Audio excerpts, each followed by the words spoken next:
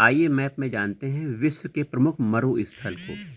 चलिए शुरुआत करते हैं। देखिए अफ्रीका से शुरुआत करते हैं। ये अफ्रीका का यहाँ पे मैप दिख रहा है और अफ्रीका में सबसे नीचे नाबीब मरुस्थल, कालाहारी मरुस्थल आपको दिख रहा है। कालाहारी और नाबीब मरुस्थल के सबसे ऊपर सहारा मरुस्थल, विश्व का सबसे बड़ा मरुस्थल सहारा मरुस्थल है।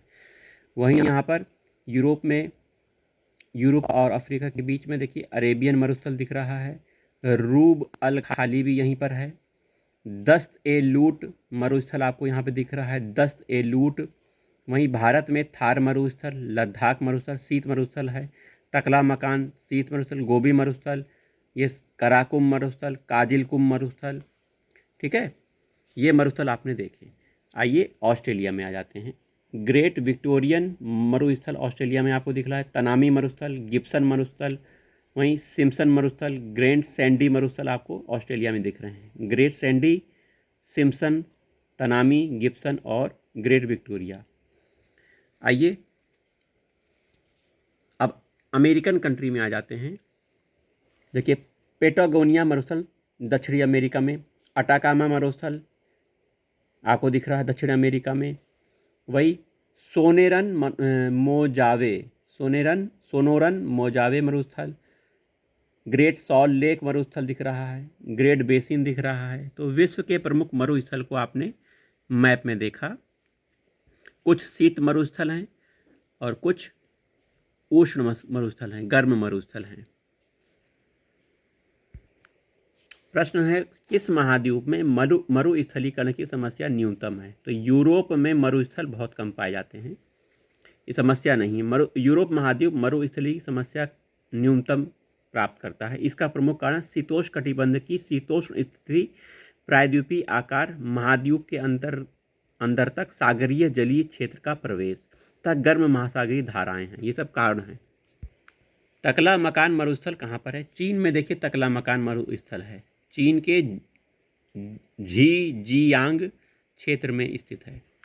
प्रश्न इंपॉर्टेंट है, संसार का सर्वाधिक जनसंख्या वाला मरुस्थल कौन सा है? थार मरुस्थल जो कि भारत में है, या सर्वाधिक जनसंख्या वाला मरुस्थल है?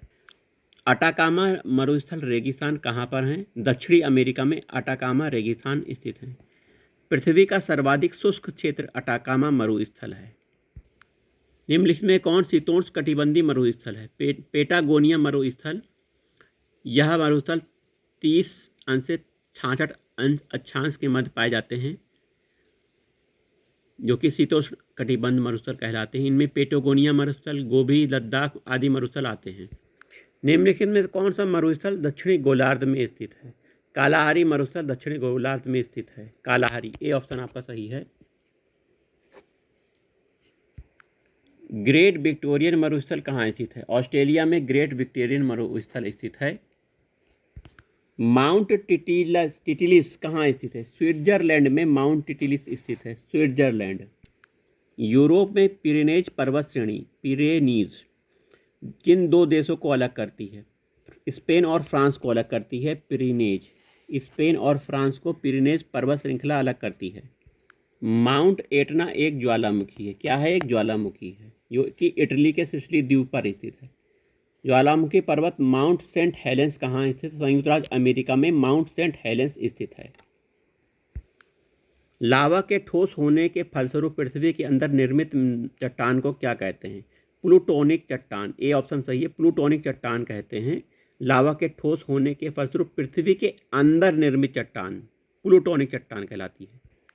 महावेली गंगा एक नदी है, किस देश में महावेली गंगा बहती है? श्रीलंका देश में महावेली गंगा बहती है।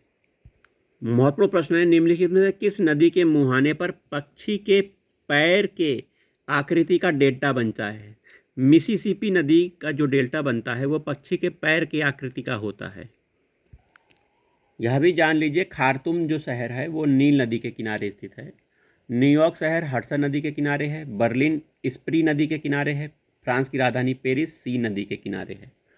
आइए यह भी जान लेते हैं, वाशिंगटन डीसी पोटोमैक नदी के किनारे है। बर्लिन स्प्री नदी के, पेरिस सी नदी के, मैड्रिड मैनजेनरेस के नदी के किनारे है, मैनजेनरेस। वहीं जर्मनी का बान शहर राइन नदी के किनारे है। काहिरा मिस्र का काहिरा नील नदी के किनारे है। न्यूयॉर्क संयुक्त राज्य अमेरिका का हडसन नदी के किनारे है। ऑस्ट्रिया का वियना डेन्यूब नदी के किनारे स्थित है।